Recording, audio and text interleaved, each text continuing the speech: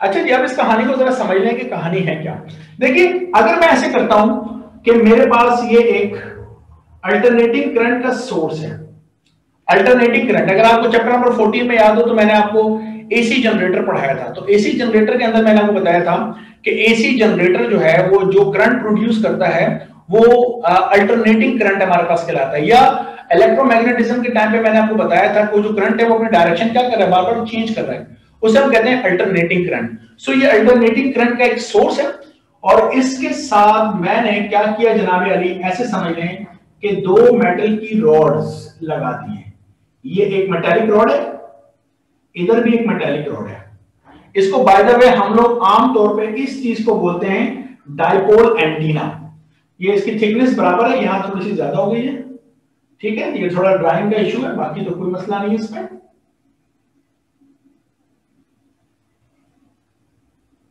ठीक है, सो this is called, इसको हम कहते हैं डाइपोल एंटीना। तो ये डाइपोल एंटीना हमारे पास, और ये क्या है मेरे पास, इसको मैं कहूंगा कि this is AC source, alternating current का हमारे पास सोर्स है। और अगर आपको बात वहां पर याद हो तो मैंने आपको बताया था कि एक्चुअली होता ये है कि जो एसी करंट है वो साइन वेव, उससे साइन वेव बनती है, जिसे हम कहते हैं साइनोसॉइडल वेव। तो साइनोसॉइडल वेव क्या होती है कि एक साइन फंक्शन, ट्रिग्नोमेट्रिक फंक्शन होता है ना साइन, तो ये साइन वेव बनाता है। कौन? ये, इसलिए सिंबल भी इसी तरीके से हमारे पास है। तो ये क्या है हमारे पास, ये पूरी एक वेव है ना। ऐसे ही आपने देखा होगा जो फर्स्ट में पढ़ा हुआ वेव्स है, उसी तरह समझ लो एक वेव है हमारे पास। तो वेव का यहां से यहां तक ये पूरी एक वेव है। तो इस वेव का जो टाइम पीरियड है, ये जो टोटल टाइम है, इसको हम क्या कहते हैं, this is called time period T. ये टी टाइम पीरियड कहलाता है। तो यहां तक का जो टाइम होगा वो हमारे पास क्या कहलाएगा, उसे हम कहेंगे t divided by 2, half time period. और अगर मैं इसको मजीद ऐसे क्वार्टर कर लूं तो ये कौन सा टाइम पीरियड है जिसे मैं बोलूंगा t बाय 4 क्वार्टर। क्या करें, तो t बाय 4 यानी ये पीक तक, उसके बाद ये दोबारा t बाय 4 है, तो पूरा कितना हो जाएगा t हाफ। उसके बाद ये डायरेक्शन रिवर्स हो जाती है हमारे पास, ये भी t बाय 4 है हमारे पास, फिर ये भी t बाय 4 है। तो अब जरा बात समझिए कि होता क्या है। होता ही है कि जब मैंने स्टार्ट किया तो अल्टरनेटिंग करंट यानी करंट फ्लो कर रहा है। तो होता यह है कि तमाम फर्ज करें कि जनाब अली नेगेटिव चार्जेस इधर आने लग जाते हैं, यहां पर नेगेटिव चार्ज जमा हो जाते हैं। तो यहां से नेगेटिव चार्ज ऊपर की तरफ जा रहे हैं, तो जहां से नेगेटिव चार्ज चला जाता है वहां पे कौन सा चार्ज होता है, पॉजिटिव चार्ज। क्या कह रहे हैं, तो यहां पॉजिटिव चार्ज हो गया और यहां नेगेटिव चार्ज हो गया, और ये चीज बढ़ती रहती है, ये चीज बढ़ती रहती है। तो इनिशियली क्या होता है कि चार्ज यहां से नेगेटिव चार्ज उस तरफ जा रहे होते हैं, ऊपर की तरफ जा रहे होते हैं, तो यहाँ पे पॉजिटिव चार्ज आना शुरू हो जाता है। ऑब्वियस सी बात है, पॉजिटिव चार्ज का मतलब ये नहीं पॉजिटिव पैदा हो रहा है, मतलब जहां नेगेटिव काम होगा वो पॉजिटिव होगा ना। सो हुआ ये कि ये पहले जो t बाय 4 टाइम है, t बाय 4 टाइम तक यहां पॉजिटिव बढ़ रहे हैं, ठीक है, और यहां नेगेटिव बढ़ते जा रहे हैं। और चार्जेस क्या हो रहा है, चार्जेस एक्सेलरेट कर रहे हैं, तो चार्जेस क्या कर रहे हैं, एक्सेलरेट, इंतहाई तेजी से इधर जा रहे हैं। और उसके बाद क्या होना शुरू हुआ कि यहां पर चूंकि नेगेटिव बहुत ज्यादा हो गए और यहां नेगेटिव की बहुत कमी हो गई, तो ये पॉजिटिव हो गया और ये हमारे पास नेगेटिव हो गया।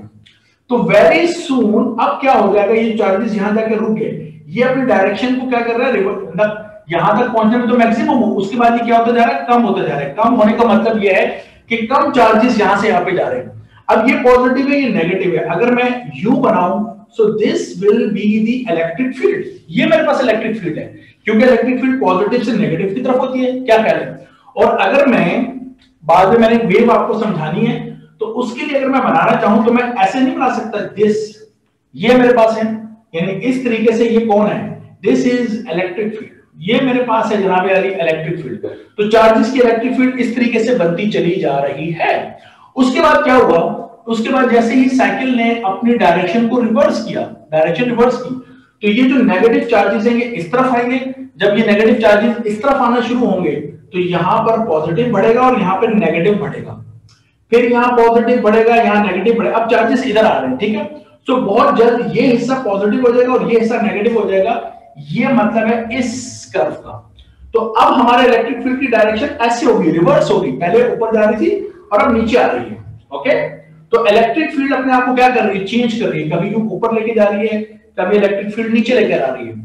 इलेक्ट्रिक फील्ड कितनी देर तक ऊपर रहेगी, जब तक ये पॉजिटिव साइकिल है।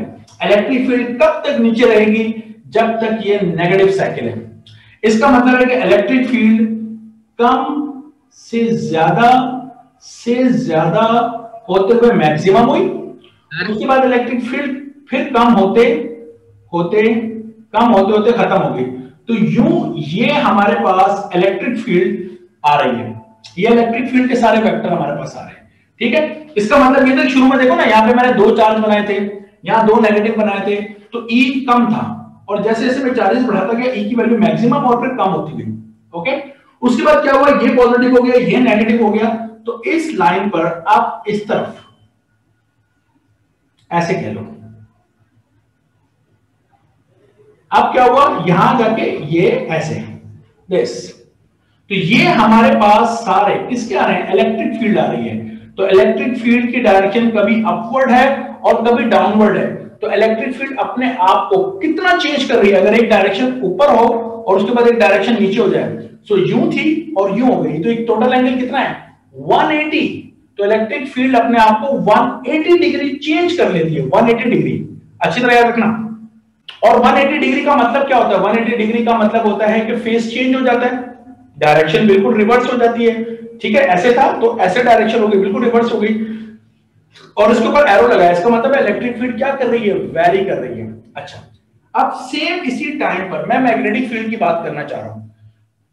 जिस वक्त मैंने रॉड बनाई है, ठीक है, ये मैंने रॉड बनाई है, जिस वक्त चार्जेस ऊपर की तरफ फ्लो कर रहे थे, ये नेगेटिव यहां आ रहे थे और यहां पॉजिटिव बनते जा रहे थे, जिस वक्त करंट इस डायरेक्शन में फ्लो कर रहा था, ये किसकी डायरेक्शन मैंने बनाई है, करंट की डायरेक्शन बनाई है। तो चैप्टर 14 में हमने मैग्नेटिक फील्ड की डायरेक्शन क्या पढ़ी थी, कि करंट की डायरेक्शन में अपने थंब को करो, उंगलियों को रोटेट कर लो। तो राइट हैंड ग्रिप रूल, अगर इस डायरेक्शन में करंट जा रहा है, करंट की डायरेक्शन थंब को करो, उंगलियों को ऐसे रोटेट करो, तो मैग्नेटिक फील्ड ऐसे सर्कल में, ये मेरी बात समझ में आ रही है, तो मैग्नेटिक फील्ड ऐसे सर्कल में ऐसे, यानी अगर मैं बनाऊं तो यहां से मैं टेंजेंट बना सकता हूं, ये टेंजेंट बेसिकली किसको रिप्रेजेंट कर रहे हैं, मैग्नेटिक फील्ड को रिप्रेजेंट कर रहे हैं। और जब करंट ने अपनी डायरेक्शन चेंज की, ये नेगेटिव से पॉजिटिव हुआ, ये पॉजिटिव से नेगेटिव हुआ, तो उस वक्त अब करंट किस डायरेक्शन में फ्लो कर रहा है, नीचे की डायरेक्शन फ्लो कर रहा है। तो अब मैं अगर थंब को इसकी डायरेक्शन में करता हूं इस तरीके से, तो उंगलियां ऐसे रोटेट कर रही हैं, देख रहे हैं, ऐसे रोटेट कर रही हैं। तो अब मैग्नेटिक फील्ड इस डायरेक्शन में आ रही है, ऐसे आ रही है। तो आप देख सकते हैं कि मैग्नेटिक फील्ड भी अपने आप को क्या कर रही है, चेंज कर रही है। तो जब करंट एक तरफ जा रहा है तो मैग्नेटिक फील्ड जो है वो एक तरफ है।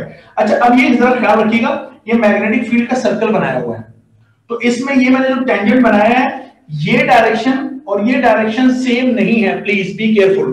क्योंकि अगर तुम यहां पर, जैसा मैं खड़ा हूं इधर, तुम समझो, तो अगर ये सर्कल हो तो इस सर्कल पर टेंजेंट ये होगा ना, देखो ये इस तरफ मैंने टेंजेंट बनाया, इस तरफ, ठीक है।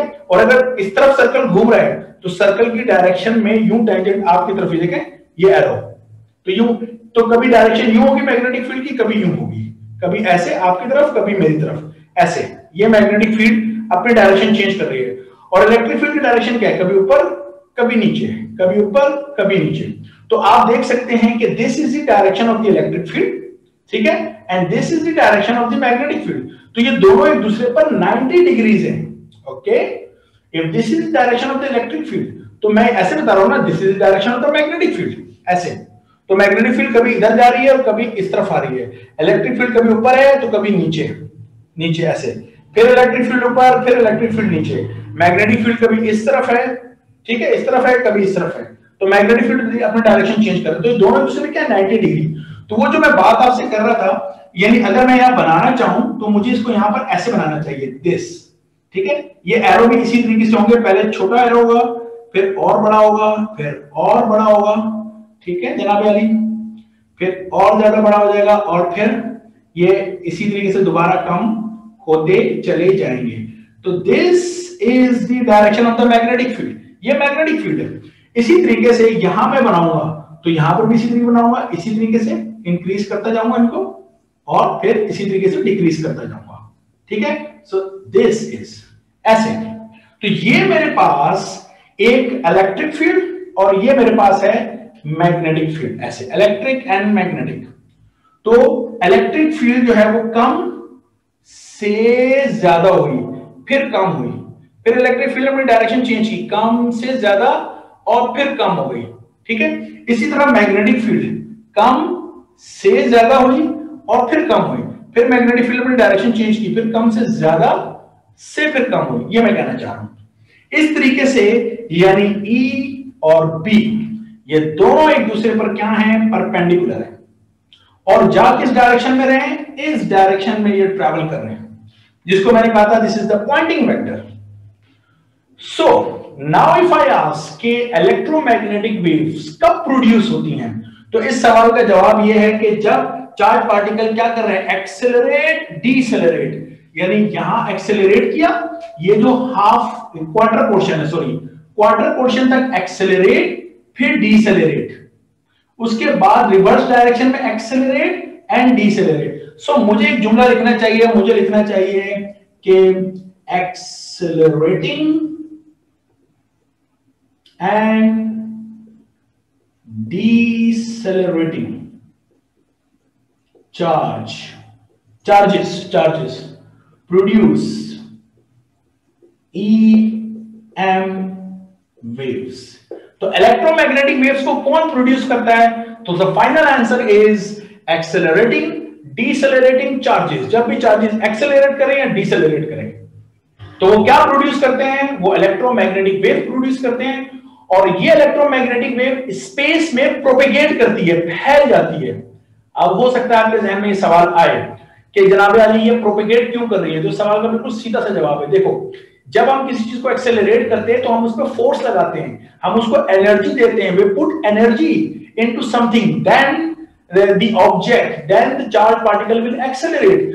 We put some energy, some force to reduce the speed, to decelerate a charged particle. तो चूंकि हम एनर्जी दे रहे हैं, उसको पे फोर्स लगा रहे हैं, तभी वो एक्सेलरेट कर रहा है, या एनर्जी दे के फोर्स लगा के उसको रोक रहे हैं, डिसेलरेट कर रहे हैं, तो वो जो एनर्जी है वो एनर्जी बेसिकली प्रोपेगेट हो जाती है, किसमें, स्पेस में। So this is electromagnetic waves.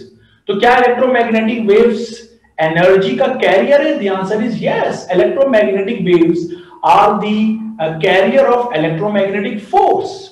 Electromagnetic force को एक जगह से दूसरी जगह लेके जाती है कौन, इलेक्ट्रोमैग्नेटिक वेव्स। जिस तरह मैकेनिकल वेव, साउंड वेव मैं बोल रहा हूं, तो मेरी एनर्जी साउंड वेव के जरिए एक जगह से दूसरी जगह जाती है। हम बहुत ज्यादा बोलते हैं, थक जाते हैं ना, क्यों थकते हैं, क्यों थकते हैं हम लोग, इसलिए थकते हैं क्योंकि हम अपनी एनर्जी को यूज कर रहे हैं, वो एनर्जी ही प्रोपेगेट कर रही है। ओके, सो इलेक्ट्रोमैग्नेटिक वेव प्रोड्यूस होती हैं जब चार्ज पार्टिकल एक्सेलरेट या डिसेलरेट हो, नंबर वन। नंबर टू, फिर वो प्रोपेगेट होती हैं क्योंकि एक्सेलरेशन या डिसेलरेशन के लिए हम उसमें एनर्जी लगाते हैं, राइट। सो जो इलेक्ट्रिक और मैग्नेटिक फील्ड है वो परपेंडिकुलर है, यानी ये मैंने बताया कि जब करंट फ्लो करता है, सो हम this is the magnetic field.